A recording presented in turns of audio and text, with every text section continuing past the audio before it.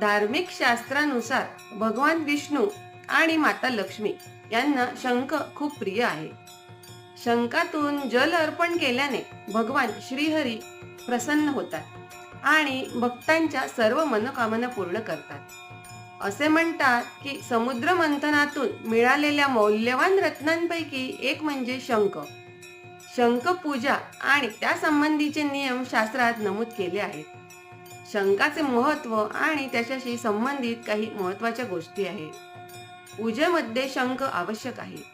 शंखाचा संबंध माता लक्ष्मी आणि भगवान विष्णू यांच्याशी आहे. भगवान विष्णूंची पूजा करताना शंखाचा वापर फलदायी ठरतो. प्राचीन काळी ऋषी मुनींनी पूजा यज्ञ करताना शंख वापरला जात असे. शंखाच्या आवाजाने देव प्रसन्न होतात आणि भक्तांची हाक ऐकतात, म्हणून पूजेत शंखनाद शुभ आहे.